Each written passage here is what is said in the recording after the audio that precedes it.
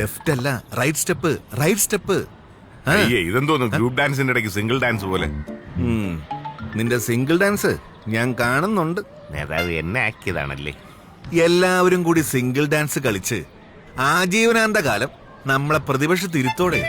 നമ്മുടെ പ്രധാന പ്രശ്നം എന്താണെന്ന് അറിയാമോ? എന്താ? ഒത്തൊരുമ എന്ന് പറയുന്ന സാധനം നമ്മുടെ മറ്റ് നേതാക്കന്മാർക്കിടയിൽ ഇല്ല. ഗ്രൂപ്പ് ഡാൻസ് നടത്തേണ്ട സ്ഥലത്ത് എല്ലാരും കേറി സിംഗിൾ ഡാൻസ് നടത്തുകയല്ലേ? സിംഗിൾ ഡാൻസ് കളിക്കുന്നവർ സിംഗിൾ ഡാൻസ് കളിക്കട്ടോ. അവസാനം കലാപ്രതിഭാ പട്ടം ഞാൻ തന്നെ തൂക്കും. അതിനുള്ള വെടിച്ചിൽ ഐഡിയ എന്റെ കയ്യിലുണ്ട്. എന്താ ഐഡിയ? വാഗ്ദാനങ്ങൾ, മറ്റാർക്കും നൽകാനാവാത്ത വാഗ്ദാനങ്ങൾ. ഒരു ലോഡ് വാഗ്ദാനങ്ങൾ. വാഗ്ദാനങ്ങളോ? യെസ്.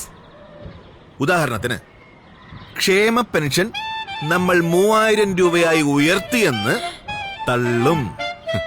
പണ്ട് 600 രൂപ പെൻഷൻ പോലും മുടങ്ങാതെ കൊടുക്കാൻ പറ്റാത്ത പിന്നെ സ്ത്രീകൾക്ക് സൗജന്യ യാത്ര. വെള്ളത്തിലായിരിക്കും, അതാകുമ്പോ പെട്രോൾ അടിക്കണ്ടല്ലോ.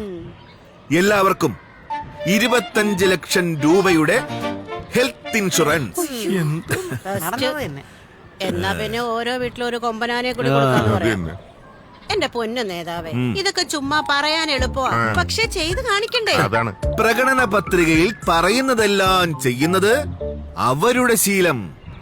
പ്രകടന പത്രികയെ പ്രഹസന പത്രികയാക്കുന്നത് നമ്മുടെ ശീലം. ഓ, ഇപ്പഴെന്റെ ശ്വാസം നേരെ വീണ്.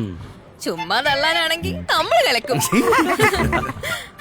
ജയ് പ്രഹസന പത്രിക, ജയ് പ്രഹസന പത്രിക, ജയ് പ്രഹസന പത്രിക, ജയ് പ്രഹസന പത്രിക. കുശുമ്പിനും പിന്നായ്മയ്ക്കും മരുന്നില്ല.